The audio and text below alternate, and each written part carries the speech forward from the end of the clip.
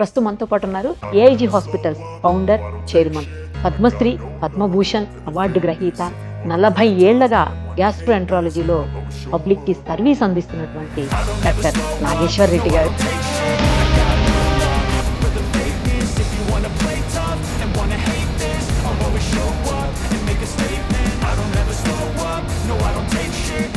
మనతో పాటు ఉన్నారు. ఒక్కసారి ఆయనతో మాట్లాడదాం, చాలా విషయాల మీద పబ్లిక్ కి అవగాహన కలిగించే ప్రయత్నం చేద్దాం. సార్ నమస్తే అండి, ఎలా ఉన్నారు సార్? బాగున్నా. చాలా హ్యాపీగా ఉంది సార్. నాకు ఇంతకు ముందు తెలియదు మీరు పద్మశ్రీ, పద్మభూషణ్ ఇవన్నీ కూడా ఎప్పుడు 2017లోనే మీకు ఉన్నాయని. జనరల్ గా అవి చాలా హానర్ గా ఫీల్ అవుతాము, అవి వచ్చినాయి అంటే గ్రేట్ అన్నట్టు. బట్ మీరు ఎక్కడా ఎప్పుడు చెప్పుకోరు, ఎందుకు సార్? ఎప్పుడు డౌన్ టు ఎర్తే ఉంటారు, ఇంత ఎదిగినా కూడా మీరు. అంటే ఈ అవార్డ్స్ అన్ని కూడా మాకు ఇట్స్ బై ప్రోడక్ట్స్ మేము చేసే వర్క్ చేసుకుంటా ఉండాలి, బై ప్రోడక్ట్స్ వస్తుంటాయి అన్నమాట. సో దీనివల్ల మనము ఎమోషనల్గా అటాచ్ కాకూడదు అవార్డ్స్కి.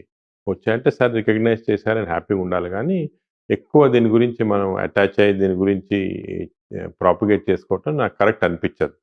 జనరల్గా అవార్డ్స్ ఇచ్చేది రికగ్నిషన్ మాకు అదే గవర్నమెంట్ కానీ లేకపోతే మా మెడికల్ సొసైటీస్ కానీ ఉంటాయన్నమాట. నా బిలీఫ్ ఏమంటే చాలా వరకు మా మెడికల్ డాక్టర్స్ రికగ్నైజ్ చేసి ఇచ్చే awards are much bigger than జనరల్గా గవర్నమెంట్ ఇచ్చే అవార్డ్స్ కానీ. అందరూ అనుకుంటారు పద్మశ్రీ, పద్మభూషణ్ అంటే పెద్ద అవార్డ్స్ అని. బట్ నా ప్రకారము దీనికన్నా కూడా అవార్డ్స్ మాకు గవర్నమెంట్ ఇచ్చే అవార్డ్స్ కన్నా కూడా మా సొసైటీస్, అంటే ఫర్ ఎగ్జాంపుల్ మాకు American society of gastroenterology Rudolf Schindler award అని ఇచ్చింది. ద బిగ్గెస్ట్ అవార్డ్స్ మాకు మా ఎండోస్కోపీలో సంథింగ్ లైక్ హైయెస్ట్ అవార్డ్. అటువంటి అవార్డ్స్ వస్తే వీ ఫీల్ బాగా హ్యాపీగా ఉంటుంది, ఫుల్ఫిల్డ్గా ఉంటుంది. బట్ చాలా వరకు ఈ అవార్డ్స్ జనరల్గా ఎలాగంటే ఒక ఏజ్ వచ్చిన తర్వాత వస్తుంటాయి చేసిన వర్క్ వల్ల, దానికి పెద్ద ఇంపార్టెన్స్ ఇవ్వకూడదు. సార్ అసలు అన్నింటికి కూడా ఇప్పుడు వస్తున్నటువంటి ప్రతి ప్రాబ్లంకి గట్ హెల్తే ఇంపార్టెంట్ అని అందరూ మాట్లాడుతూ ఉన్నారు. దాన్ని సరిగ్గా చూసుకోకపోవటం వల్లే రకరకాల హెల్త్ ఇష్యూస్ వస్తున్నాయి, అది చివరికి మరణాల వరకు దారితీసేటువంటి పరిస్థితులు. అసలు గట్ హెల్త్ ని ఏ ఏ భాగాల్లో చూడాల్సి ఉంటుంది, ఏ రకంగా మనం ఐడెంటిఫై చేసుకోవాల్సి వస్తుంది సార్? ఇది చాలా ఇంపార్టెంట్ సబ్జెక్ట్ మీరు చెప్పింది. గట్ హెల్త్ అనేది ఇంతకుముందు ఏమనుకునేవాళ్ళంటే హార్ట్లో ఏమైనా ప్రాబ్లం ఉంటే, బ్రెయిన్లో ప్రాబ్లం ఉంటే, అంటే కార్డియోవాస్కులర్ డిజీజ్, న్యూరలాజికల్ డిజీజ్, ఈ ప్రాబ్లమ్స్ ఉంటే మనకి ప్రాబ్లమ్స్ వస్తాయి, దీనివల్ల ప్రజలు చనిపోతున్నారు హార్ట్ అటాక్ వల్ల కానీ బ్రెయిన్ స్ట్రోక్ వల్ల అని అనుకునే వాళ్ళు దీనికి చాలా ఇంపార్టెన్స్ ఇచ్చేవాళ్ళు. ఫర్ ఎగ్జాంపుల్ 40 సంవత్సరాల క్రితం నేను గ్యాస్ట్రోఎంట్రాలజీ టేకప్ చేసినప్పుడు అందరు చెప్పారు ఈ సబ్జెక్ట్ని తీసుకున్నారు, దీనికి అసలు ఫ్యూచరే లేదు, అసలు మనకి గ్యాస్ట్రోఎంట్రాలజీ అంటే ప్రేగులకు సంబంధించింది, ప్రేగులకి ఏం ఫంక్షన్, తిన్న ఆహారం డైజెస్ట్ చేయటం, మన బాడీలోకి తీసుకెళ్ళటం అంతే, దానికి వేరే ఇంకేం లేదు, వాట్ ఈస్ ద ఇంపార్టెన్స్ అని.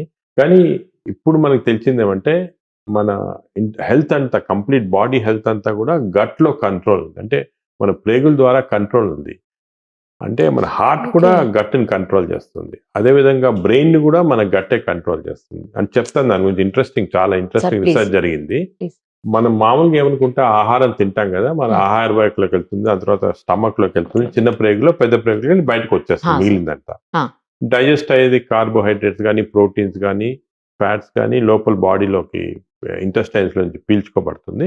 అక్కడ వాళ్ళు లివర్కి వెళ్ళి అక్కడి నుంచి ప్రోటీన్స్ గా తయారు కావటము, అలాగే కొలెస్ట్రాల్ గా తయారు కావటం అన్నీ అవుతాయి. దిస్ ఇస్ నార్మల్ అనుకునేది. కానీ గత 5 సంవత్సరాలుగా మనకి ఏం తెలిసిందంటే ఇది కరెక్ట్ కాదు.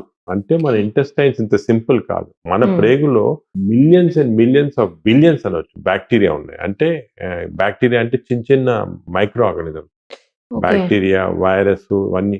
అంటే మన బాడీలో ఉన్న సెల్స్ కన్నా 10 వంతులు ఎక్కువ బ్యాక్టీరియా సెల్స్ ఉన్నాయి మన బాడీలో. మన బాడీలో ఉన్న జీన్స్ కన్నా 10,000 times more genes are bacteria genes బాడీలో. సో మనం తిన్నది ఆహారం కానీ ఏమన్నా కూడా ఆ బ్యాక్టీరియా డైజెస్ట్ చేసి అవి మనకి మన బాడీలోకి పంపిస్తుంది. అంటే మనం డైరెక్ట్ గా డైజెస్ట్ చేయటం లేదు, ఫస్ట్ బ్యాక్టీరియా తింటాయి, బ్యాక్టీరియా తినిన తర్వాత తిని వాళ్ళు ఎనర్జీ ప్రొడ్యూస్ చేసి మనకి ఇస్తుంది అన్నమాట. అంటే ఒక మదర్, కొన్నిసార్లు మీరు ఈ నేచర్ లో చూస్తుంటారు, ఈ బర్డ్స్ లో మదర్ బర్డ్ ఏమో తిని అది పర్వాలేదా బాగానే ఉందని చెప్పి బేబీకి ఫీడ్ చేస్తుంది. అలాగే మన బ్యాక్టీరియా కూడా అటువంటి అన్నమాట, మన బాడీలో మనం తిన్న ఆహారం ఫీడ్ చేసి. ఎందుకంటే నేచర్ లో ఎప్పుడెప్పుడో నుంచి వచ్చింది, కొన్ని మిలియన్స్ ఆఫ్ ఇయర్స్ నుంచి ఎవల్యూషన్ అలాగ వచ్చింది. ఈ బ్యాక్టీరియా అనేది మన ఫస్ట్ ప్రపంచంలో ఆల్మోస్ట్ 4 billion years అప్పుడు బ్యాక్టీరియా వచ్చాయి. మన స్టార్ట్ ఎలాగా అయిందా సార్? బ్యాక్టీరియా ఎలా స్టార్ట్ అయింది ఎవరికి తెలియదు కానీ వచ్చాయి. ఆహా. ఆ బ్యాక్టీరియా ఏమయ్యేదంటే మామూలుగా అంతా వాటర్లో ఉండేవి, ఎయిర్లో ఉండే అలా ఉండేవి అన్నమాట ఇండిపెండెంట్గా. ఓకే. కనీసం ఒక 3-4 బిలియన్ ఇయర్స్ మన ప్రపంచంలో బ్యాక్టీరియా తప్ప వేరే ఇంకేం ఉండేది కాదు, జంతువులే ఉండేవి కాదు. అప్పుడు జంతువులు స్టార్ట్ అయిన తర్వాత ఈ బ్యాక్టీరియా జంతువుల్లోకి ప్రవేశించి మన బాడీలో ప్రతి సెల్కి మైటోకాండ్రియా అని ఉంటుంది. అంటే మన బాడీ యాక్టివిటీస్ అంతా, ఎనర్జీ అంతా మైటోకాండ్రియా నుంచి వస్తుంది. That mitochondria is nothing but ఒక బ్యాక్టీరియా సెల్లోకి వెళ్ళిపోయి ట్రాప్ అయిపోయింది అక్కడ. So it's bacteria which is energy cell house అంటాం. సార్. సో అలా స్టార్ట్ అయింది మన రిలేషన్షిప్. స్లోగా ఓవర్ మెనీ ఇయర్స్ ఈ బ్యాక్టీరియా మన చర్మం పైన ఉంటే అన్ని చోట్ల ఉంటాయి కానీ ఇంటెస్టైనల్ ఉన్న బ్యాక్టీరియా చాలా ఇంపార్టెంట్ అయింది. ఈ బ్యాక్టీరియాలో చాలా రకాలు ఉంటాయి. మంచి బ్యాక్టీరియా, చెడ్డ బ్యాక్టీరియా. దానికి మా మెడికల్ టర్మినాలజీస్ బ్యాక్టీరియాయిడ్స్ అంటాము, ఫర్మిక్యూటిస్ అంటాము. అంటే వేరే పేర్లు ఉన్నాయి కానీ జనరల్గా కామన్ పర్సన్కి తెలిసిందేమంటే ఈ మన బాడీలో 1000 స్పీసీస్ ఉంటాయి. ఈ 1000 స్పీసీస్లో ఒక 100 స్పీసీస్ బ్యాడ్ ఉండొచ్చు, ఒక 900 స్పీసీస్ మంచి ఉండొచ్చు. కానీ ఈ బ్యాలెన్స్ చేంజ్ అవుతూ ఉంటుంది ఎప్పుడు. మనకి సపోజ్ బ్యాడ్ బ్యాక్టీరియా 500 వచ్చాయి, 400 గుడ్ బ్యాక్టీరియా అంటే మనకి బ్యాడ్ బ్యాక్టీరియా ఎఫెక్ట్ వస్తుంది అన్నమాట. సో బాడీలో ఈ బ్యాక్టీరియా ఏం చేస్తుందంటే మనం తిన్న ఆహారానికి, ఉదాహరణంగా మనం ఇప్పుడు చికెన్ తిన్నాం అనుకోండి, ఈ చికెన్ అనేది ప్రోటీన్స్ ఉండేది దాంట్లో, కానీ బ్యాక్టీరియా డిస్ట్రాయ్ చేసి దాంట్లో నుంచి ఒక కెమికల్ని ప్రొడ్యూస్ చేస్తుంది. దాన్ని డోపమిన్ అంటారు. ఈ డోపమిన్ అనే కెమికల్ బ్రెయిన్కి వెళ్ళిపోయి బ్రెయిన్ యాక్టివేట్ చేస్తుంది. అదేవిధంగా మనము నట్స్ తిన్నాం, ఆల్మండ్ తిన్నాం అనుకోండి, దాంట్లో థైరోసిన్ అనే ఉంటుంది అన్నమాట. ఈ బ్యాక్టీరియా థైరోసిన్ ని డిస్ట్రాయ్ చేసి బ్రెయిన్ కి, హార్ట్ కి ఒక స్పెషల్ కెమికల్స్ పంపిస్తుంది. దానివల్ల హార్ట్ బీటింగ్ బాగుంటుంది, బ్రెయిన్ యాక్టివిటీ ఉంటుంది. సో మనం ఇంతకుముందు ఏమనుకున్నామంటే ఈ పర్టికులర్ ఆహారం తింటే మంచిది, యాక్టివ్గా ఉంటామని, బట్ మన బ్యాక్టీరియా వల్లమాట. ఇప్పుడు ఒక ఇంట్రెస్టింగ్ ఎక్స్పెరిమెంట్ కూడా చేశారు. అదేమంటే ఈ బ్యాక్టీరియా వల్ల మనకి యాక్టివిటీ, లేజినెస్ అన్ని వస్తుంది. ఇది యానిమల్స్ లో ప్రూవ్ అయింది. మైస్ లో కొన్ని మైస్, మనం రీసెర్చ్ అంతా ఎక్కువ మైస్ లో చేస్తాం. కొన్ని మైస్ లో యాక్టివిటీ ఉండదు సరిగ్గా, లేజీగా ఉంటాయి. కొన్ని మైస్ బాగా యాక్టివ్ ఉంటాయి. ఈ రెండింటి మైస్ కి డిఫరెన్స్ ఒకటే, లోపల ఉన్న బ్యాక్టీరియా. ఈ లేజీగా ఉన్న మైస్ కి మన యాక్టివ్ ఉన్న మైస్ బ్యాక్టీరియా ఇస్తే, నోట్ ద్వారా ఇస్తే అవి యాక్టివ్ అయిపోతాయి అన్నమాట.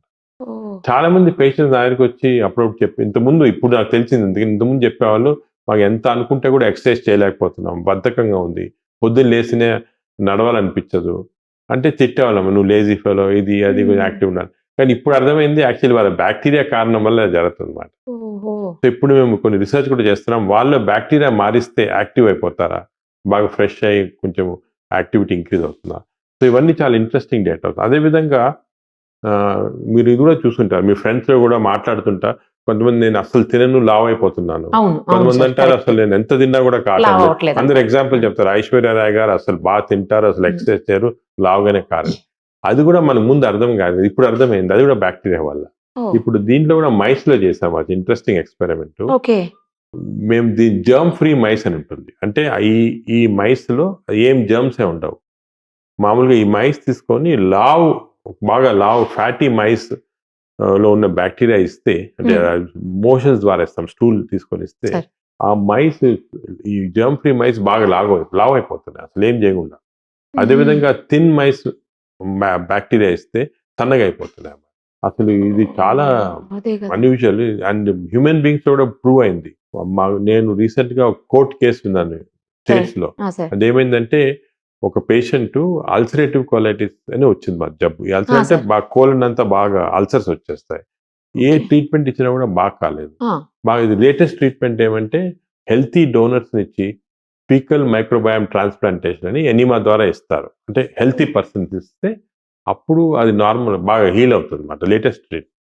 సో ఈ పేషెంట్కి ఇచ్చారు, చాలా సీరియస్ పేషెంట్ బాగా అయిపోయింది, కంప్లీట్ నార్మల్ అయిపోయింది దీంతో. Great sir. అసలు నార్మల్ అయిన తర్వాత 3 months తర్వాత బాగా లావ్ అయిపోయింది. లావ్ అయిపోయిన పేషెంట్ అసలు ఎవరు బ్యాక్టీరియా ఇచ్చారు నాకు అని హాస్పిటల్ రికార్డ్ వెళ్తే, ఆ బ్యాక్టీరియా ఇచ్చిన తర్వాత లావుగా ఉన్నాను. సో నేను దీనివల్ల డిజీజ్ బాగా అయిపోయింది, కానీ ఈ బ్యాక్టీరియా వల్ల లావ్ అని కోర్టు కేసు వేసింది హాస్పిటల్ పైన. ఆయన కోర్టు కేసు వేసి గెలిచింది. అంటే మన బ్యాక్టీరియా ఇంత ఇన్ఫ్లుయెన్స్ ఉంది బాడీలో. అదేవిధంగా కొన్ని కెమికల్స్ ప్రొడ్యూస్ చేస్తుంది. ఆ కెమికల్ పేరు TMAO అంటారు బ్యాక్టీరియా.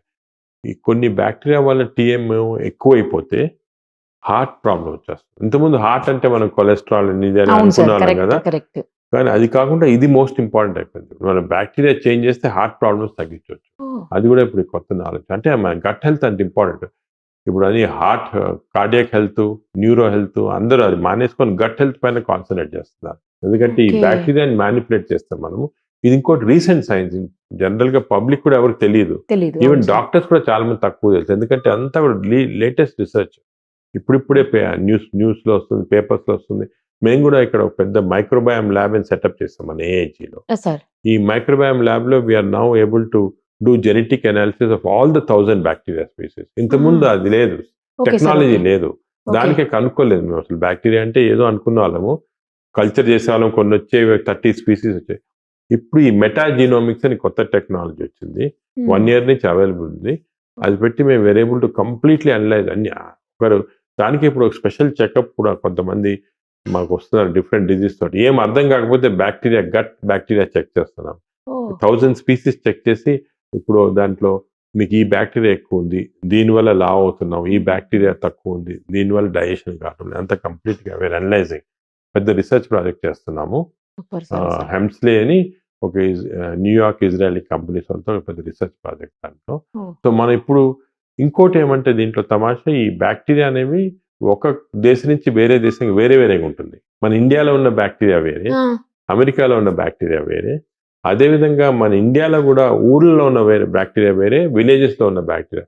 సో మేము ఏం చేసామంటే ట్రైబల్ ఏరియాస్ ఉంటాయి కదా, మన సార్. కాకినాడలో ఉన్నాయి, అవును. కొన్ని అస్సాం ఏరియాస్, అక్కడ ఈ ట్రైబల్ ఏరియాస్ నుంచి అందరు బ్యాక్టీరియా చెక్ చేసాం ఇంటెస్టైన్స్ లో. హ్మ్. ఈ ట్రైబల్ ఏరియాలో వీడు కాకినాడలో ఉండి, అస్సాంలో ఉండి, మన ఛత్తీస్గఢ్లో ఉన్న ఈ ట్రైబల్ అందరికీ సేమ్ టైప్ ఆఫ్ బ్యాక్టీరియా ఉన్నాయి, సేమ్.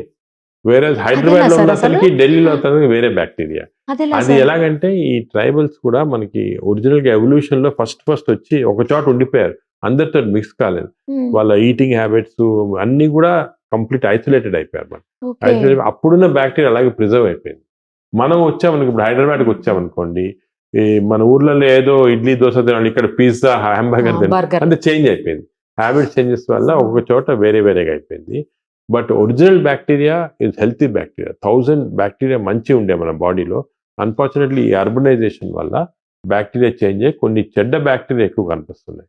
ఓహో. ఇప్పుడు ఇది కూడా మేము చూసినామంటే కొన్ని డిజీజ్ లో స్పెసిఫిక్ గా చాలా రీసెర్చ్ చేస్తున్నాం దీనిపైన. హ్మ్, హ్మ్, ఈ అల్సరేటివ్ కొలైటిస్ కానీ ఇవన్నీ కూడా ఊర్లలో ఉండేవి కాదు ఇంత ముందు. హ్మ్. మన ఇప్పుడు మాకు పటాన్చేరు దగ్గర ఒక 20 విలేజెస్ మేము దత్తు తీసుకొని చేస్తున్నాం దానిపైన రీసెర్చ్, అక్కడ వర్క్ చేస్తున్నాం. అంటే అబ్బో. ఫ్రీ హెల్త్ కేర్ అంతా ఇస్తున్నాం వాళ్ళకి. Okay sir. ఓకే. వాళ్ళకి గత 20 సంవత్సరాలుగా ఫాలో చేస్తున్నాం. నేను ఫస్ట్ హైదరాబాద్కి వచ్చినప్పటి నుంచి 2000 నుంచి చేస్తున్నాం అక్కడ. Okay sir. ఈ 20 years లో వాళ్ళ బ్యాక్టీరియా కంప్లీట్ చేంజ్ అయిపోయింది. ఫస్ట్ వేరేగా ఉండేది, హ్మ్. వాళ్ళకి ఇన్ఫెక్షన్స్ అవన్నీ ఎక్కువ ఉండేవి.